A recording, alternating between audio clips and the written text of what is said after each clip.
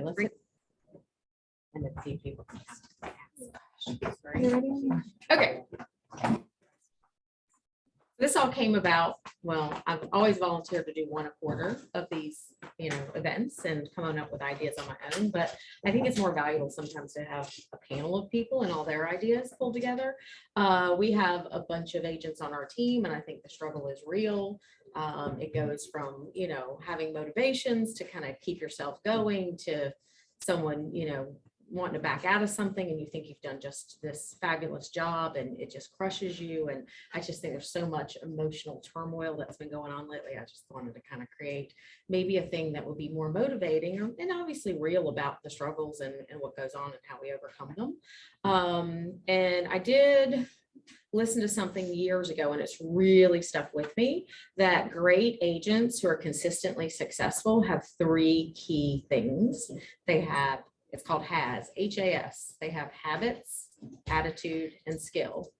And as I've heard many times from some Chet Black events, habits eat skills lunch. So a lot of us, myself included, I just run on skill. I think I'm really good at what I do, and I can just show up, not even prepare, haven't looked at your house, and I'm great at this. But some people will beat me with no skill practically if they come in well prepared. So I think it is a balance of things that you've definitely got to consider. So I thought we'd start with that thought process of habits, attitude, and skill, and what these kind of three parts of your stool to support you are, and kind of go through, well, first, let's just kind of talk about who's on the panel here and what their history has been, and maybe that'll give you some perspective. And I'll even ask them at times to go back way back, maybe when they began versus where they are now, and like make some comparisons of things, some things maybe they've changed or tweaked, or maybe they've just done the whole time and that's continued to build their pipeline and their sales. So let's start with Emily. Yeah. Emily is a I've been in real estate, I guess, since 2013, which is, God, that's 10 years now. I got into it, new home sales. Honestly, I thought I could make a lot of money. Did that for about 1.5 years and realized I didn't like being in a model home from 9 to 5 or 10 to 6, whatever it was. So shifted into general brokerage. My husband's job relocated us to Arkansas and Denver. Joined KW in Arkansas and did general brokerage for about 3 years, and then moved back to Cary in 2017. And I'm with Tina Call on Call Group, and yeah, I've been there for 5 years now. So yeah, for 5 years. And you had probably no real ties to this area. To Cary? Yeah. I'm actually a native of Cary. Oh, like you. So you came back? Yeah. Okay. Well, I was born in Rocky Mount, and we moved to Cary in 1990, I guess. So yeah, I'm one of the few natives of the area. Okay, I was just curious because sometimes people kind of launch into a new area. And yeah, well, it felt like a new area coming back after being gone for so long. So I knew I wanted to align with a strong team and, kind of get up and running from there. So yeah, well, great. Yeah. All right, Nicole. Okay, well, I'm with Sharon's team, and I was licensed in 2015. Born and raised here. Born in Durham, grew up in Cary. I stayed home with my kids. So in 2015, I knew that wasn't going to be my forever thing, right? So I started out on a team with a different firm, and I did, very well there. And I think I outgrew that model a little bit. So, it's Sharon and I had probably the very worst transaction I've ever been through. Awful people, and just it was crazy. And she was able to get me through it. So when I decided to make a change, she was the first person I wanted to talk to, and it is aligning yourself with a strong team. So 2 kids, 3 dogs. Real lovely now. So. All right, Blair. Awesome. I started with new homes. Sounds like a very similar story to her, because I just did not like sitting in a model home, because you are very limited to what you can sell is what's there. My neighborhood started out very slow, so it just was delayed after delay after delay, and I just didn't really like not even having the option to really sell much. So then after that, I was her transaction coordinator, and highly recommend doing that, because you learn so much, especially from someone like Sharon. And then after that, I felt like I had learned a good bit and had the craving to actually sell myself, and then went to the April Stevens team about 2 years ago, I think. And in total, I've had my license for about 5 years. Okay. Trevor? Yep. I've lived here pretty much my whole adult life, but I grew up in Texas. So from 18 on here in Cary and then Raleigh. And I was licensed in 2015. Started out as a rental showing agent and then was a rental listing agent. And then that kind of gave me my investor base, like my knowledge that I use so much now. And then I went to ERA to do full-time sales. I was solo and then on a team and then solo again. Then I came to a call group meeting last summer and definitely saw the difference. And so I leverage the other 50 agents on the team. Even though I've been doing it longer than a lot of people I work with, I learn stuff here every single day. And my skill has just sort of jumped exponentially since being here. I think that's what a lot of people get out of this whole collaborative society or community that we have, is just being able to ramp up their skill level. Yeah. To learn from others pretty quickly, to throw a question on the Facebook group and get community answers at all levels from all people. And it's been pretty awesome to see that. Because I think any of us who worked for years, myself included, on an island by themselves for a little while, it's just not nearly as effective. You can learn one little problem at a time, or you can learn from this community if they kind of expose their problems and what their solutions have been, or if they've been through it before. Intro yourself too. Do it. Can you intro yourself too? Oh, Just in intro case- me. Okay. In case people don't know who That's you are. true. I'm sure most people do, but No, it's kind of a weird thing. So I grew up in Cary, graduated Cary High School. Tell people there was no Parkway, there was no, multiple schools or anything. It's just, that's what it was. Went to state, did engineering, crazy, I tell people, but I'm a math person, and never thought I'd sell one thing in my whole life. But I told someone who I was interviewing this week about maybe being an agent that it came together for me that I was helping people solve a problem, and kind of a little bit of engineering, solving problems, and having a lot of logic skill of information that moves them to solve their problem. And genuinely just being thrilled and excited about homes when I started to look for one, because I was going to get married. And what do you do out of college when you're getting married? You go look for a house. So that's what got me the bug, and I never stopped.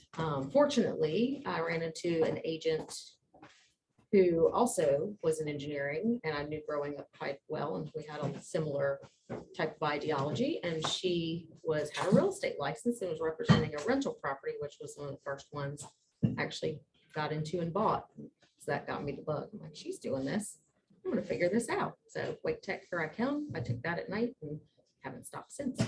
So I've grown a team because you realize real quickly, and I really should have realized it sooner. You can't do it all yourself. I mean, you can try. I've definitely worked myself to death for many years. But once you get the, hey, now I need somebody else who I think thinks and acts like me to handle clients as my overflow. That's where I started.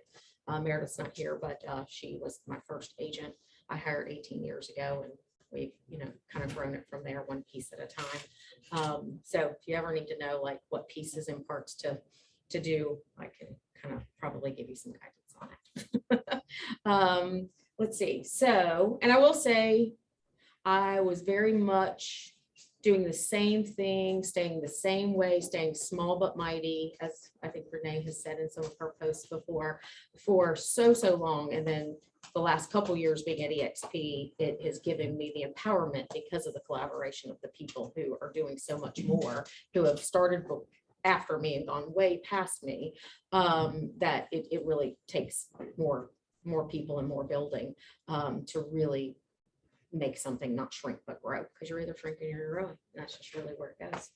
But I feel really fortunate to have these fantastic people up here that I just admire and think do such great jobs and are from different backgrounds and different teams and different ways they got there. I think that's the other thing we all want to learn and know, is that there's no one way to do this job. I was fortunate that for probably 10 years, I went to a room like this over at a RE/MAX office with Marty Hampton and Linda Kraft at the time, doing what they called their top 10. They'd pick a topic and come in, and each would read off their top 10 for any topic. And they just flew by the seat of their pants, and it was fabulous. because there was always something I took from this one and took from that one. No, I wouldn't do that, but yeah, I'd do that. And that's more like me. And it would just make you craft and craft and craft where you would go with your business and see that you can do it all different ways and be successful. But you got to find your way, and finding your way does not include just staying at home and hoping the phone rings. And then not answering it. That's another problem. That's a real problem. So that's kind of the spiel on that. So let's go to kind of habits. Maybe Emily, start with maybe your life cycle there, like what you think have been your habits, and maybe when you feel like they were formed, or whether they were just innate, or whether you got training, or whether you keep going, you know, for training to do those things. Sure. So for me, I had like my aha moment probably about a year ago now. And that's just really fine tuning my schedule, which I never had. I was always on the defensive and never on the offense. I would wait for my phone to ring. I would check my emails, and I would just go with whatever problem or issue I had to deal with that day. And then it would be 6 o'clock and I would be, where did the day go? So I think I realized that if I want to be really productive and produce and sell a lot of homes, I've got to take control. So every single Sunday night, I sit down and I write out my calendar, write out my schedule. And I really try to time block and make sure that I get done what I want to get done that week. So 2 hours of prospecting, going on appointments, closings. I mean, I put down everything ahead of time and I try to stick to it. Obviously, I know I'm gonna have to modify it, but I think that's the biggest thing that we can all do, especially new agents, is having a schedule that you're following. Because if you don't have one, then you're just gonna let your business run you. So that's been kind of a big shift that I've noticed, and I really adapted that like a year ago. And how would you say that's impacted? Obviously, it's probably impacted your self-worth, self-confidence, all of that, but in your business. Yeah. I mean, literally, I was like, where did the day go? Just because you're just constantly putting out fires and running around. But now I'm like, okay, my morning routine, I've got that down. I do my 2 hours of prospecting. I do my lead follow-up. I coach through a company called My Carrier Organization, and he pretty much says you should only be prospecting, lead follow-up, going on appointments, and negotiating contracts. That's the 4 things that agents should be doing. And so if I can just focus on that, everything else can, not be as much of a In your priority. ideal week, at this point in your career versus maybe if you were a new agent starting, what would you say it should be your block for doing that prospecting / follow-up? And what do you call prospecting, right? Because those are all different things. Some people go to events, some people door knock, some people send out letters. Like what's your prospecting? Yeah, well, it used to be, my prospecting used to be just picking up the phone and calling at random times of the day, leads. I didn't really have a schedule to it. For me, I try to get on the phones by 8:30, 8:45 and stay on for at least a minimum of 2 hours. My goal is to get at least 10 new contacts a day. So I think if you can be adding anywhere from 5 to 10 new contacts a day, your business will never dry up. And I'm just starting to notice from really plugging in, several months ago, I'm starting to reap the benefits of it. I took 2 expires last week. I've been going on a lot more appointments and just getting more intentional with that. So yeah. How about you, Nicole? Well, and when you're a new agent, you don't have the repeat referral business, right? You haven't had enough transactions. You don't have enough coming back to you. So focusing on number one, early in the morning, I eat my frogs, right? The stuff I really don't want to do. And that's not even the lead gen part. That's calling this seller that's really difficult. And I know and answer the same questions that I answered 2 days ago. Any of that stuff, right? And then I focus on my hot list, right? These are folks that we're either under agency agreement or we've had a good conversation. We're showing they're kind of working, they're kind of not. Prioritize them. Like, are they hot? Who do I need to focus on first, right? What can I do to get these folks going? What can I get? Why are they not motivated? Why are we not out? Why are we not running that? So that hot list is my first priority. And then after that is my calls. And I do my calls at kind of different times, right? So the old model was, 9 to 11 every day. That doesn't always work. Folks are at work. They don't want to talk with you. So I like to, call some folks then that I can on my hot list or whatever and see, where they're at, why they're not motivated. Try to get some kind of emotional response out of the conversation. Like, why? And what can I do to help, right? Everything is coming from contribution. However, I find that the best times that I get my calls in, and it's actually, like she said, 10 contacts, it's conversations. How many conversations can you have a day? It is a numbers game, right? Minimum of 10, hopefully, whether a contact or a conversation is different, right? When you're new, you've got to play this long game, right? You don't have all this stuff coming back to you. You don't have all these fresh leads coming to you that are ready to buy hot now. So, I mean, there's folks that'll come back through this, these conversations that I continue to have 3 years later. And you're like, oh, great, and that really does pay off. So that's kind of been my frame of mind. Schedule is huge. However, I'm not great at it. I'm not even gonna lie. So I guess my goal is, if you have to erase it, then replace it. If you're looking at your week on a Sunday evening and you don't have any appointments scheduled, it might be time to get on the phone, right? And nobody wants to do that on Sunday afternoon hours, right? You want to be with your family. I don't want to be talking to anyone. However, those are things that I have to do if I don't see where I want to be the following week, if that makes sense to you guys. The other thing is these conversations that I have, I mean, they're long conversations of, hey, where are you guys at? How are you? What can I do to help you? That sort of thing. If you erase it from your schedule because a showing pops up, and you just got to replace it, right? So I feel like that happens often in this industry, right? Your whole plan just got shifted, right? You've got a new showing, you got a new client, you want to take this appointment. You don't want to miss an opportunity. However, you've got to figure out how to replace it. So I feel like later in the evening for me, the call time works better, because I'll get on that dialer and I will talk to 20 people, whereas I was behind from the previous day. Does that make sense? So that's my 2 cents. For me, I'm a morning person, so my feet hit the ground in the morning, and I read some. I try to exercise. I've slacked on that. I'm 10 weeks pregnant right now, so mornings have been a little difficult. But I check my spreadsheet every day. I have a spreadsheet of everything I have under contract, everything that I've already closed. I have one for every year, so that way I can come, like, we're hitting June, so I want to know, okay, where do I stand this year compared to last year? So I essentially start my day with my goals. No matter how many you sell, you always want to keep like wanting more and sell more. So that way you don't get complacent. And so for me, my spreadsheet is that. Last year, my goal was to buy an investment property, and we did that by the end of the year. So I basically said, okay, how much do I need to put down? How many do I need to sell to have that by the end of the year? And so every single day I check my spreadsheet in the morning to see if I'm on track or not. So that kind of puts you in the right headspace and the right mindset in the morning. Books are so important. I think if you're reading, it helps your personal life, helps your business.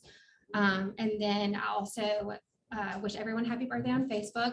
I leave 5 comments on Facebook every day. I try to like almost every single thing in my newsfeed. I message people on Instagram 5 a day at least, and 5 texts a day, 5 calls a day, and you've already hit, I think that's like 40 people. It also says Twitter and LinkedIn. I'm not much on those. I kind of focus more on Facebook, Instagram for me. And I know social media isn't like it's not gonna be anyone's like bread and butter so much, because when you post something that's not going to cause someone to say, I'm going to sell my house right now and I'm going to call you today, but it's fast, easy, and free. So why not add that to your everyday? I also have a social media calendar that I edit every day. Again, mornings have not been the easiest for me, so I have kind of slacked off on that a little bit lately. So you'll see where I didn't like really do much for a couple weeks, but I mean, again, it's fast, easy, free. Why not? And I do a hot sheet as well, or run a search. And then any home that kind of piques interest or makes me think of someone, or is a home in someone's area, I'll message them, oh my gosh, look at what this is listed for. Keep an eye on it, because that'll be really great equity if it closes out at that or more for your area. And that you're kind of nurturing sellers that way. Or if it's a home that, let's say my brother-in-law has been thinking about a home for a year or two, it's something good to just send him like, hey, this is, in your price point, what do you think of this one? You never know if that might pull somebody out of the weeds. So I do all of that in the morning, and then use the rest of the day for appointments and follow up, or like dealing with your current clients under contract. Sure. Yeah, that was a lot of good ideas here. Mhm. Yeah, I'm super, we have a 11-month-old baby, so I've been, I've always been a morning person, but it's kind of extreme now. So I start early, but I try to, like, especially recently, I've been trying to do something not related to work first thing in the morning. So I'll read something, some sort of fiction or something that one of the books I'm working on, and just read a few pages and start the day softer, and I have my coffee, and I'm usually here by 8:30, and we're usually doing some kind of mastermind Zoom on the way on my 30-minute drive from Garner, like 8 to 8:30. And then pretty much every day there's some kind of role play going with the team. And we've got sub teams here for that. And so I'm doing that 8:30 to 9. And then I call it my priority people. I guess it's a hot list, and I keep it like on a whiteboard in front of me. That way I can erase and update it, because that just works for me. And then I will do my manual searches for those people while I'm kind of getting, everything set up. And then my goal is to 2 hours of prospect calling. I lean towards like circle dialing. I'm trying to, force myself to do more FISBOs. So I've been jumping into our FISBO role play more, since we're seeing so many more FISBOs on the market and in the dialing software. So I'm ramping up to that, but the easiest dialing obviously is circle dialing listings. And so I've had some success with that. And, the script practice and role play here has just been something that I never had done before. So it was always like fly by the seat of your pants, and, okay, the year's over and you start back at 0 in January, and it was always a roller coaster and really stressful. And so for someone who likes to be in control of things, and I was every year, I'm like, I'm getting out of real estate this year, but this is the first year that I'm, every single one of my goals I'm hitting, and we have these systems in place that I can just lean on, so I don't have to reinvent the wheel. And I pull from everybody on this team every single week, and I'm actually pretty good on the phones, and I learned, realize that from doing it. And so, oh yeah, back to the time block, the schedule. The morning is like, I would rather go from the time I'm here 8:30 until about 3:30. I'm trying to be in the office, and we have this like showing partner model that we've been trying here. So I took on a showing partner recently, and just in the last couple of weeks, we're kind of working at the kinks with that. So I don't have to be out showing anymore. I can, have her book the showings and do intros, and then just trying to waste as little time as possible. So just getting better at having those hard conversations with people and ruling people out, and not letting them kind of rule my day. And buyers, I get a buyer lead, and my whole mindset is rule them out. If I can't rule them out, then we're going to work together to a point, right? And then sticking to that morning schedule and allowing like the afternoon to be fluid, because you have to be able to adjust. And I have to be able to adjust, when I have something that like an opportunity that's worth shifting for, then I'll do it. But other than that, I've gotten a lot better about just, being firm and valuing my time and sticking to that schedule.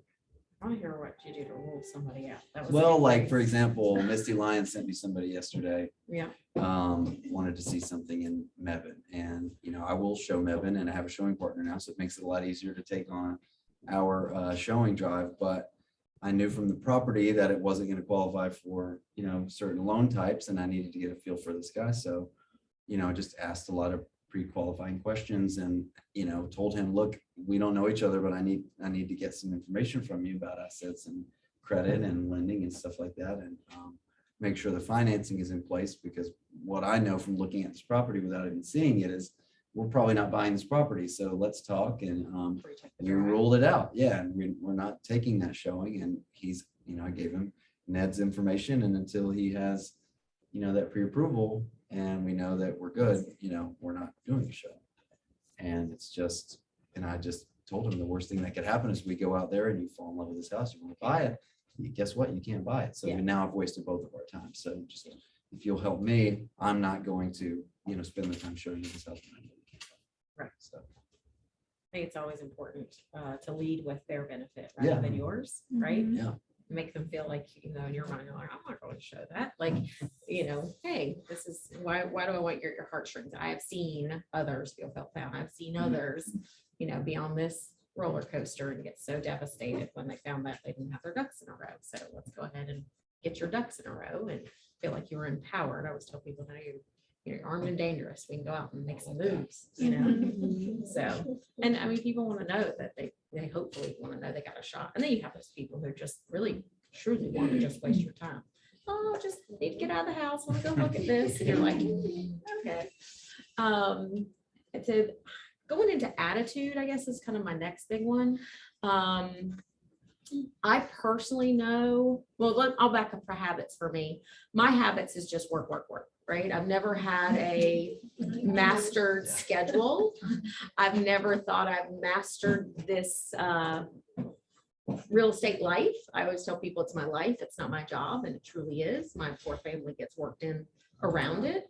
I got better as my kids got older and had football games and lacrosse games and things of blocking those out. So I finally worked around those, and I got better at, I think I will take a week this year and go to the beach. And back in the old days, take my fax machine and everything with me. I did that. And I watched everybody on the beach from my balcony working. But it just really does take you over if you let it. But because I think it's such joy to me, I've allowed that. But for some people, it's not their joy. It's a job, and that's fine. But this is just how I've always worked it. I just answered the phone, took the need, solved the problem. Oh, there's that fire, fix it. Up. We need to go to that listing appointment tonight. Sure. I work everything in as fast as I can because I didn't want to miss an opportunity. I wasn't strategic about Marty back in the day. She would be on her phone and I listened to her. She goes, oh, I try to find out, are they interviewing other people? I want to be last because I want to seal the deal. And she's just very strategic. I was just like, you want to see me tonight? I'm ready. Let's go. You know? So it's just, again, you do it all different ways. I just figure people like me, they're going to hire me. If they don't, they don't. But that's always been my habits, is just come in and work. I didn't stay at home. My first little boutique, small little shop I signed up with because I still had my engineering job and I was trying to work it out. I would just be there and make sure that if the phone rang and someone else wasn't taking the lead, I could be there to catch the crumbs. And then when I joined Remax and there was a bunch of agents around, I was like, oh, if that phone at that desk if gets rung and that poor desk lady can't find somebody to take it, and I've been around offices, this happens a lot. Guess who's right there? Hey, I'm here today. You need me? Hand it to me. People want easy. They'll hand it to you. So that was always my way of like getting started, and then always just putting out information, whether it's seeing things that are matches to people constantly or I thought might match, putting in front of them, putting out little ads anywhere I could, because again, you guys have to know in this community, you are allowed to, we all have made the kind of reciprocating rule here that if Renee Hillman has a fantastic downtown Cary listing coming on, she is fine with us advertising it. If I have a beautiful luxury home coming on with a pool, you are free to advertise it. If you guys are not putting these things on Facebook, Instagram, out to a handful of people in your pond of leads who contacted you over the last year, but maybe haven't made a move yet, and send it out to them to just see if it gets the conversation starting, you're really missing it. If you guys block anything in your day, look to do things like that for sure. Like ways to like put bait in the pond, if you will, and get people to react. Good friend clients of mine, their first little house just came up for sale for $399. I think back in the day we sold it for $160 or something, right? You know, I just said, hey, you want your old house back? And they said, oh my God, I can't believe it's $399. Like, I wasn't getting anything out of that except for another touch, remind them I'm in real estate, even though they're friends and clients. So maybe when they went to work that day, someone was talking real estate and they said, you need to call my friend Sharon. She's great, right? You need to do these things, like just be thinking of people, just put stuff out there. That's just always been my motto. And they felt I'm in it for them, not in it for myself, and it moved forward. So wish I could tell you I was this amazing habit person, but I really just go in and work. If you show up to work, there's something to that too, folks. I mean, just show up and work. Don't think you're hanging at home, doing the laundry, fetching the dog because he's filled the water bowl. Like there's so many distractions. And that's why I've always gone to the office and worked. It's just so much more focused to me. But anyways, let's go to habits. I personally know I've just been self-motivated. I just love it, something about it. I'll call it an addiction. And just get up every day and want to just find some people to talk to. I want to solve their problem. I want to sell a house. And I heard something a while back, like if you think of 52 weeks, you work 50 of them and take your 2 weeks off if you can manage it that way. And if you could secure a pipeline of clients and stay up with them, there's almost no way, as you sharpen your talent and your skills, if you stay dedicated, you can't produce a sale a week. And some might fall through, but if you had 45 sales a year, I mean, let's kick ass, right? So it's just doing these things over and over again in a controlled way so that you produce that. So that's always been my theory once I heard that. And I think most people just can get their arms around that if they really focus on it. And I don't think a day, and if you 5 out of your 7 days a week need to be a win, and a day is not a win unless you've made an appointment with someone new, you got out and signed a buyer agency or a listing with someone new, you gotta like have something that was, I brought someone into my fold that day. You've got to do 5 days a week, something that you did. And if you can't achieve that, you're not filling your pipeline. And if you're kind of starting out, at least go for 2 a week, like just start somewhere that you are going to commit to yourself that I'm not going to stop till I have these things done each week. Anyway, so attitude, what has been like your core focus? I will start with Emily down the end of like keeping your attitude good, right? Because there's all a bunch of mindset. Some people like to go and meditate. Others, it's just they wake up and smile and look at themselves and say affirmations in the morning. Like what do you think kind of keeps you going or keeps your attitude in the right place? Yeah, because I think 90% of sales is rejection and dealing with rejection and getting over yourself and getting used to hearing no. And I think that's going back to the whole prospecting thing. I think that's why a lot of people get out of it and doing those activities is because they give up because they've heard no too much. And that's just part of our industry. That's what we have to get used to is hearing no. And so, I mean, to get your mindset right, I mean, I struggle with it. I'm more of a half glass, half empty type of person. So I really struggle to try to stay positive and upbeat, but I think surrounding myself with positive people, reading, books. I've started doing more affirmations. I do that in the morning now.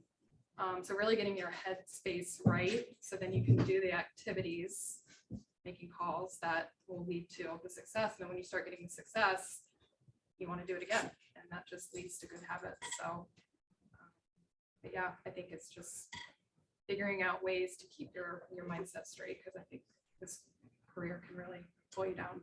If you had a client you just felt like was just really beating you up, and I think we feel beat up because we know we've done a good job, we want them happy, but somehow they just get stressed and they blow up on you or they blame you for something. What have you found, like, if anything, that helps you kind of power through that to help deal with it? Yeah. I think you deal with it a lot. I mean, it's inevitable you're going to run into clients like that. You just let it roll off your back. You can't just sit there and dwell on it. I've had a client that fired me this year because they didn't think I was doing a good enough job for them and finding them off-market properties. So, I mean, you can let it get to you and you can sit there and dwell on it, or you can just move on and find other business and find someone else that's willing to work with you. So, and it takes time, I think, but we all go through it. So, yeah. I mean, I feel like I may not get sleep for one night over it, and then I just got to let it go. Yeah. Oh yeah. Because it just can really mire you down and make you question everything about what you do and how you do definitely. And if you're more analytical like me, then you just want to dissect every piece of it and think, well, what could I have done wrong or what could I have done right? How could I have changed that situation? I used to do that a lot, and I've started to get better at just letting it go. I can't make everyone happy, and doggone it, you're good enough, right? Yeah, exactly. How about you, Nicole? Well, when it comes to the prospecting part, like she said, you hear no, right? You hear no. That just means not right now, right? That's my mind frame.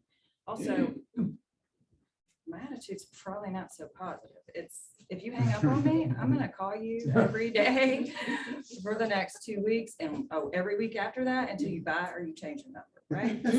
You don't do that. So I've definitely been that way. I do get mad, and when it comes to and when it comes to difficult clients, I really kind of have to have a sounding board. I could just call and fuss at Sharon and just fuss it out, but then it's gone. It's over with, right? You move on.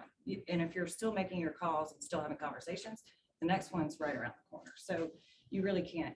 I mean, like I said, I joined her team because that transaction, that client, like I thought she got me through it, really, she did. And I was like, this is what makes agents live.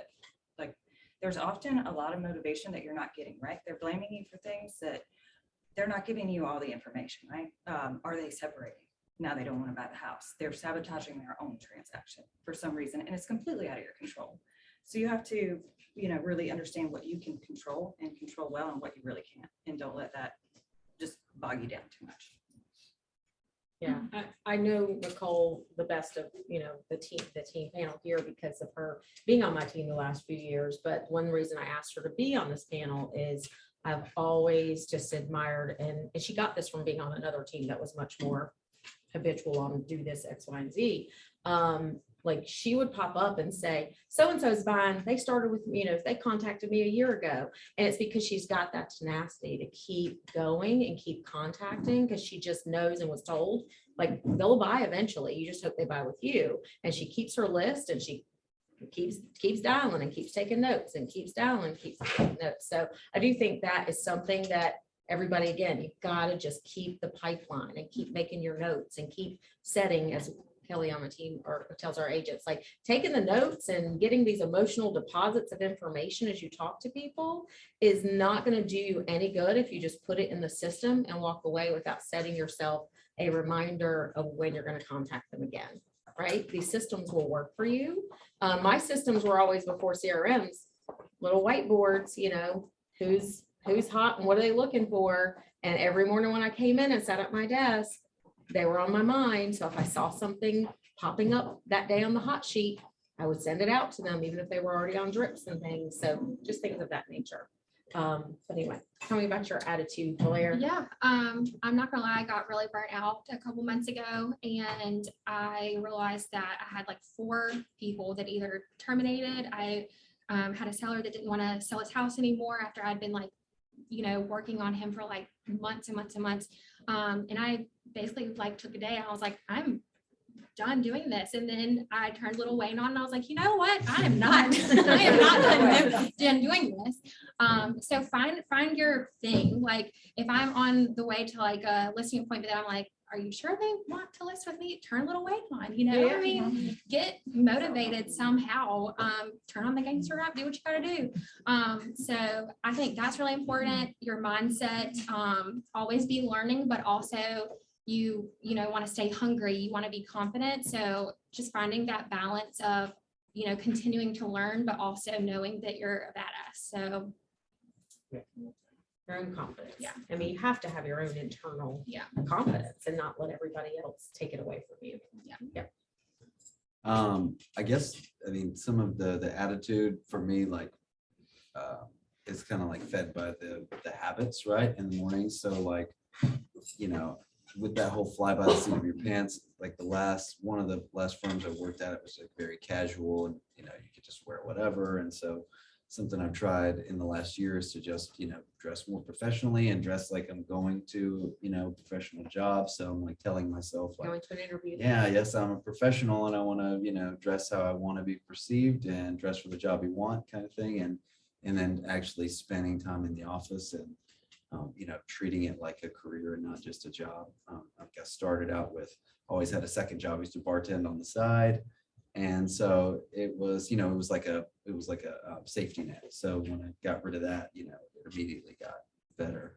But the mindset thing is huge, and I'm bad about, I have like really good weeks and then, some off weeks, but that whole like morning break from real estate is really important for me. And then I don't miss my daughter's 6:30 bath time at night. That's like our thing. And so that's like my favorite part of the day. And so those things just keep, make the next day better. Right. And then just reminding myself of the wins, and I track my numbers, and I have it in a couple places, but on my phone in a notepad, every time I close something, buy or sell, and then my gross sales for the year and then my units of buying and selling. And I look at it last year and I look at this year and just see that, I am on track to hit my goal, and it just gets better each year. And so seeing those little wins and doing those little things just helps me. If I feel like I'm on track, I can give myself a little grace. And so keep the mindset going. I think everybody's got to find their mental toughness something natural inside of me just makes me, I think I grew up in a kind of a hard life, if you will. And something about being able to be an adult in control of my life just changed my whole persona of I can make anything happen I want to make happen, and I'm in control of that.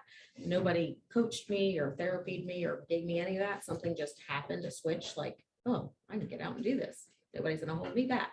But some people just don't have that automatically. So I just have realized that meeting and dealing with a lot of people on the team, and especially after COVID, and we all have a family crisis here and there that takes you off your game, but definitely just do all you can to find what it is for you that will get you back to good, right? And get you past it. And it might be, Nicole likes to call and vent to me. That's fine. And I'm a problem solver. So I always want to like, oh, but think of it this way, think of it that way. If you've got a good friend, if it's your mom, if it's your team leader, if, something that helps you just push through those hard times. Cause I just feel like it gets tougher and tougher. Like the sellers, even though there have been big wins, we're starting to see a little bit of shift. They're going to get tough.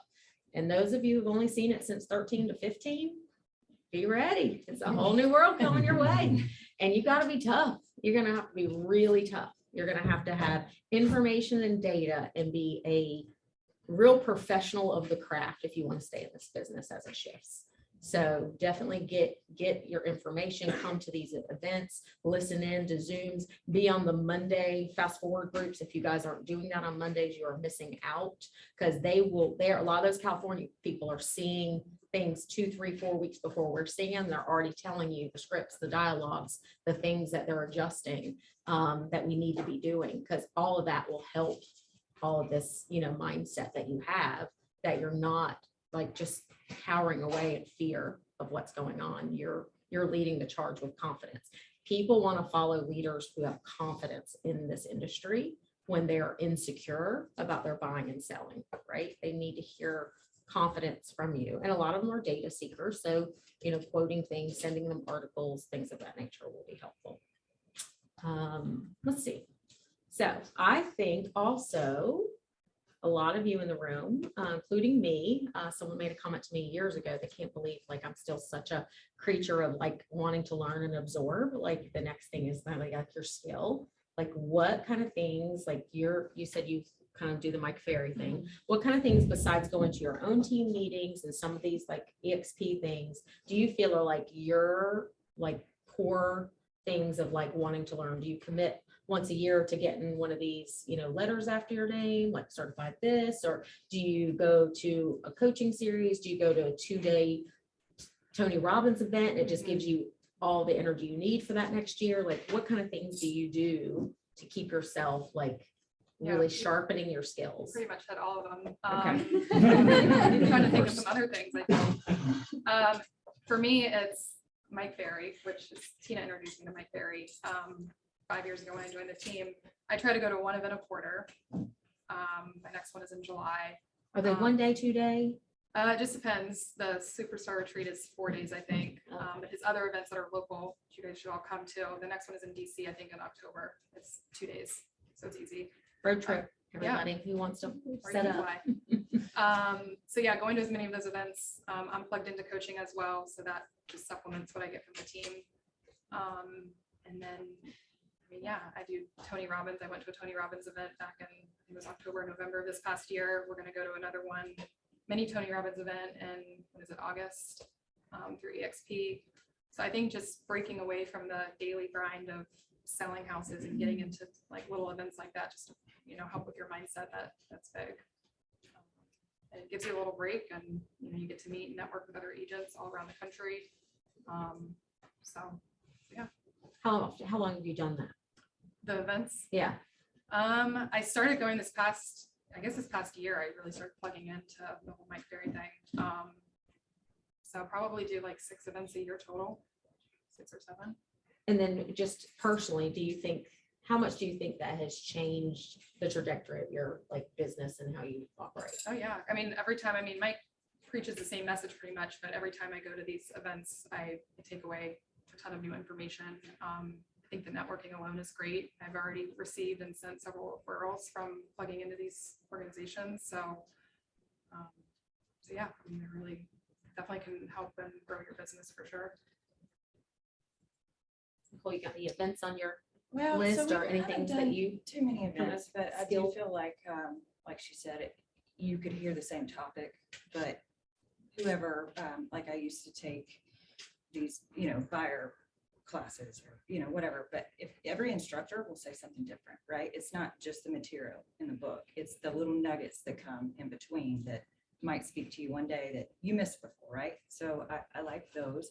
We've only been to, I think we went to 2 events last year, and I would definitely try to at least do one big one a year, but I know that I always come back because you get beat up, right? You're tired. You come back and you're always a little bit more motivated, right? It just kind of helps me say, okay, I'm back. I'm ready to get back on the ground, running. I'm more motivated. I'm just ready. So those help me. I do love the team meetings and, if you guys are networking with other agents, because a lot of what I use during my conversations with my clients is, hey, this happened last week. This is how this went down. This scenario has happened. I've been through that. It gives me credibility, and it is true. And it's an easy way to give them insight as to what to expect or what could happen in all the things that we are doing in this industry. So I think that's honestly, events are great and coaching is great. I feel like I've gained so much more by listening to what's going on with our listings, what's going on with our transactions. Oh, I had this came up, and it's that way because it puts you right in the middle of what you're going to be going through every single day. So. Yeah, I highly agree on the team meetings. Go to every meeting you can, go to the office as much as you can, because when you overhear other people talking about a crazy situation that may not happen to you for the next 5 years, now you know how to handle that. You've anticipated that problem and solved that problem before it even happens to you. Like I have one right now where my seller passed away while we were under contract. And then the family of that seller is now being sued. So, I mean, it's just a crazy situation that may not ever even happen to you, but now the team that, April's team now has kind of seen that go through. And now if that ever happens to them, they know what to do in that situation.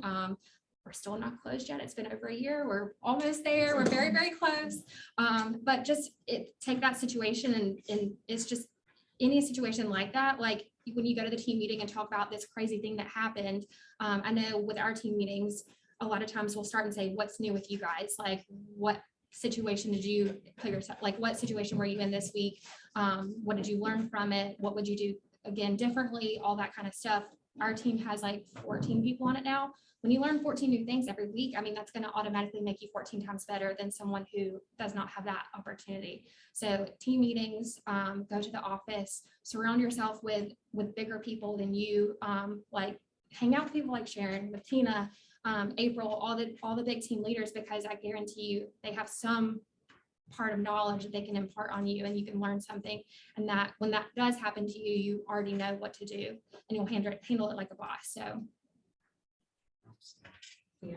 This the whole real estate coaching and seminar things like that wasn't even really on my radar at all until last year. So I haven't really done any of that. But again, this whole last year we've been new parents. So but the masterminds, the Monday mastermind, like you mentioned, from California, and then right after that we have our Alpha Group mastermind here on the team, which is I think there's 8 of us. They have like a high goal, and so that's really helpful. And then like what you said about team meetings, I mean, we pick up things at a team meeting every single week, and then just being in the office and having conversations. Like yesterday we looked at a hoarder house, a couple of us, and it was an experience. And then just being here in the office, it turns out somebody here used to work for like an environmental cleanup place, and so I was able to get an idea of like cost to talk to these potential investors for this property. And it seemed like completely random, but like 2 hours before that, Minda Co and I were having a conversation. We need to find out how to get prices for stuff like this. And then there you go, 2 hours later, just being here, it presented itself. So I haven't looked into the coaching and I haven't even really thought about going to the Tony Robbins things, but just because baby and everything. But yeah, I get a lot, I get fed by the team, pretty much every single day. Yeah. Well, a lot of times we're around people who've been through a lot of different coaching. They pick up all their habits and skills that you're seeing and just emulating, right? And Right. just, you pick it up from them, whether they're, Just copy. whether they're preaching it to you or not, you're just seeing it and living it and breathing it. How about, where do you guys start on like your goal setting? So the year's over, or it's going toward December, November. Like where do you guys start with your goals? Like, what have you done year after year? Is like your outline. I really just started setting goals a year ago. I was always scared to set goals because I was worried that if I didn't meet my goals or That exceed you'd my just- goals, then I would fail. So I would always have a number in mind that I wanted, or units number, and then, GCI. But just this past year, I actually started writing it down. I put my goals in front of me. I have it upstairs. I have it on my desk.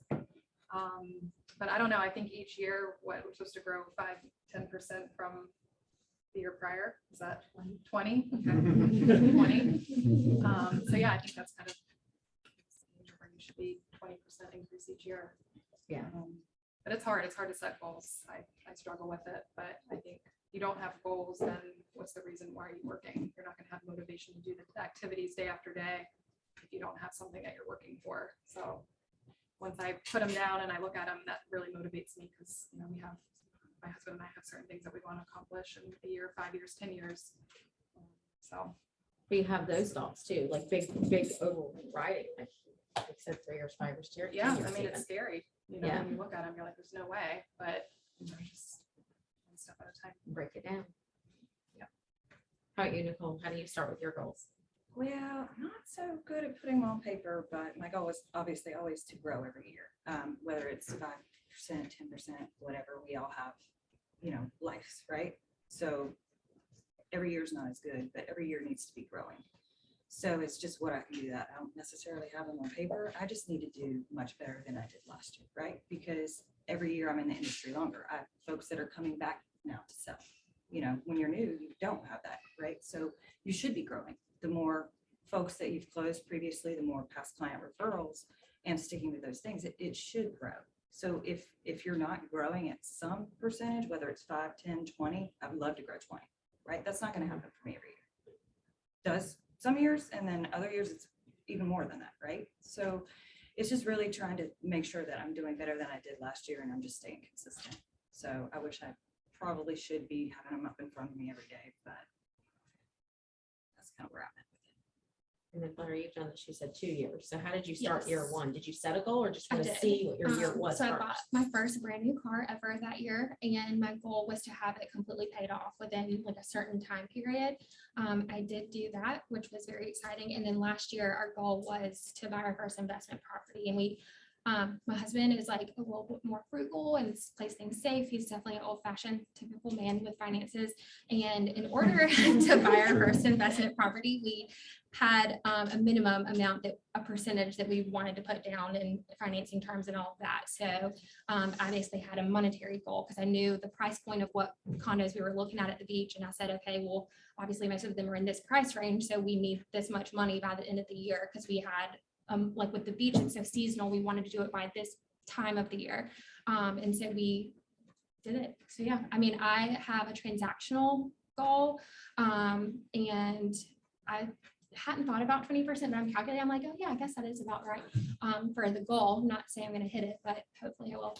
And then I also have like personal goals, because obviously this is a job, but you also have personal life outside.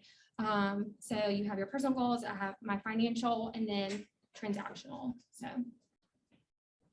How do you- Yeah, I mean, I had like loose breakdown of goals, like, with the last firm I was with, but there was really a structural plan for it. So Mackenzie here, the team manager is, we talked about the breakdown. Is it, getting my, average transaction amount up, which I'm working on that. But for me, it works best to go by units, because I kind of have an income goal, but I know with the breakdown, I need to roughly do this many units. So I'm just like, how many units can I get under contract and close? And for me, that's the simplest way to think about it. So then I'm always just chasing that 90-day mark out. So I want to make sure I have things on the calendar, closing. If I have nothing 90 days out, then I'm freaking out, so I'm always trying to be 3 months ahead. But, a couple of the personal goals this year were to, buy my fiance her, a new car and pay mine off, and like got those out of the way first quarter. So that, you know, felt really good because that's something I talked about last year, but then, you know, wrote it down and made a plan for it and made it happen. And, you know, my goal this year was going to be to buy, you know, an investment property. I think it's probably going to be next year, but that has more to do with like rates and things right now. But yeah, I mean, I think just, you know, having, you know, somebody giving me a system that I can look at on paper, you know, how do you want to, you know, create this goal, and then how are you going to break it down to get it? And I think we all, myself included, could do a better job of metering and measuring ourselves, right? yeah. Like you said, when you see like, Tracking. I'm worried about my next quarter, but I always did a sweeping annual goal as things got bigger and bigger. I'm like, oh, if I did this much this year, and then magically, as my assistant for years, you say it magically happened. But whatever number I put out there seemed to come back to me. But then you go to these trainings and these courses, which have been very valuable, to say, well, duh, now you need to break it down. Well, I know year after year, at least from our world, kind of slows down a little bit toward the end of the summer. And then January is a little bit of a dud because everybody spent their money at Christmas and it's cold. And like, so now I can kind of go, okay, well, if I do this many this month and this many, this is kind of the bell curve of it. And then I can watch it each month and kind of feel like, am I on the team? Is it on track? If not, and if it's not on track, what should I do to start, you know, hopefully adjusting if it can be adjusted. But I do think you guys probably ought to think, you know, breaking it down, which I know a lot of these end of the year kind of get-togethers is, hey, let's plan our year. Let's start breaking it down. Let's make it step by step. How are we going to get to these goals? It's not, as mine was, magical where you just throw it down a number and it happened. I just came in and worked every day, so then it happened. But if you'll break it down and break it down and break it down for each step you have to take each day to get to that result, and if you guys could start metering and measuring it some, you would actually realize how many contacts or how many calls or how many, you know, how many of each of these showings, how many steps it took you to achieve each of these units. I've always done units, so that you now know, okay, if I want to double my units this year, well, all those activities, now that I figured I didn't guess at it, I actually wrote it down. I need to double, right? It's math. That's just how it works.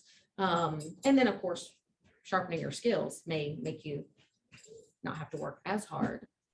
And pull it back and break it down, you know, also because now you've cut to the chase faster on how to get people under contract. So you said we just got a couple minutes left. All right, sorry. Ooh, that went by fast. Anybody, let's just say anybody, a couple questions. Anybody got questions that they want to throw out? Feel free to put it in the chat as well. Tools to leverage your time. I mean, that's the limiting factor. So getting assistance, stuff like that, what solutions are you finding for that? I mean, I built a whole team out because I needed help over time. I always added a person. And as soon as I added a person, and there was an office assistant who was my first person who helped me with listings and closings, all of a sudden my business would double. And then when she got too taxed, I had to split her to a listing and a closing. And then my business would double. It just kind of naturally happened like that. So, but you I said you mean, started. I've showing just us this started, yeah, in the last few weeks with a showing partner working out those kinks, but I mean, I can already, like, I already feel a relief when I get a request and I just text her and are you available? Yes, she is. And boom, it's done. And then the CRM, which I'm not great at, I'm always trying to be better at, but just getting those reminders for follow-up. And now our CRM gives us ideas for the reminders, you know, and so, yeah, those have been big. I don't have any assistants or showing agents or anything like that. However, I have a very strict organizational system for all my files, contacts, everything. I have lots of folders. I have I'm very type A with my systems. And once I did that, I realized how much free time I actually had because you're not having to take as much time to go back and find something or locate something. When I was on Sharon's team, she used Trello, which is amazing if you haven't done that because it is very foolproof. Like you can't miss a step. You can't miss sending the contract to the attorney. You can't miss this. You can't miss that because everything's a checkbox on there. And then as far as your files, with us, we have SkySlip, and then everything. So each transaction has its own file. Buyers have their own file. Sellers have their own file. And then we have a transaction coordinator on our team. I will say I have a hard time of like giving them full reign, trying to get better about that. However, when you are organized, I feel like you do find more time that you're like, what was I doing 2 years ago with all of my time when I was first starting? Because I felt like I was busy all day when I really wasn't. And now I have a lot more time to realize, okay, I really need to be picking up the phone or setting appointments or something. So Any other questions in the world or here? I have a question. Yeah. When you said you just started doing affirmations, because, obviously I've been doing affirmations for a long time. And do you feel weird when you first start doing, especially your glass is half empty Yeah. kind of gal? I do feel weird. I write them out though. And then I haven't been rehearsing them out loud yet, but I just write them down, which I probably should be saying them out loud so I can hear myself and I can internalize it. But yeah, it's weird, but I think it's a lot of top producing agents do it and they still do it. So I think that's a good start for mindset is to write Give them a yourself couple out. of the most common affirmations that might get They're corny, everybody. like I'm a good salesperson, I'm confident, I'm a top producing agent. Whatever your goal is, I'll close, however many units this year.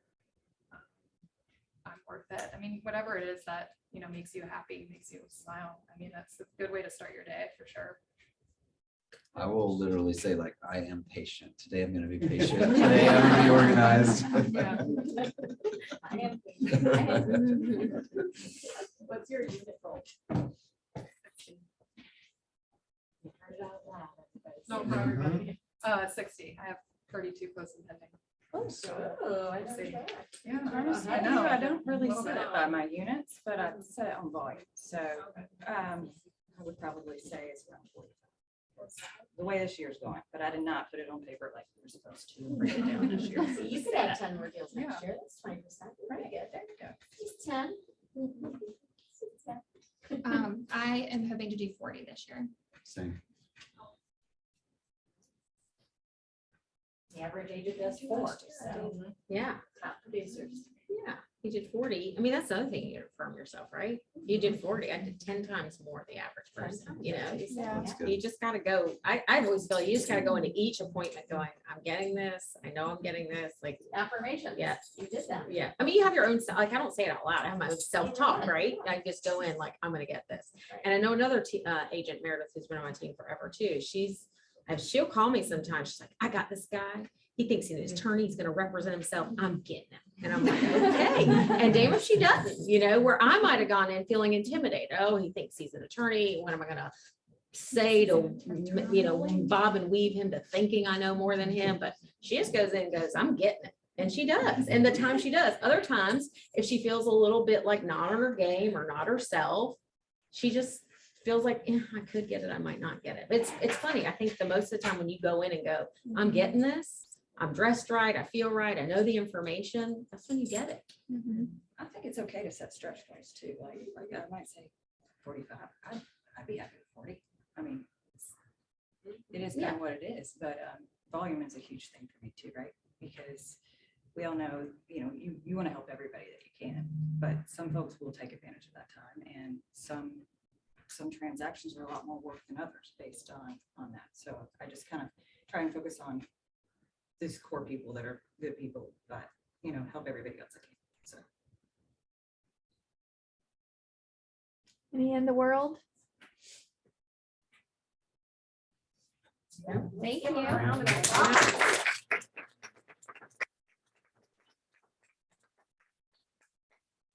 Thank you all. Thank you. Yeah. Thank you, everybody, for joining. Blessing.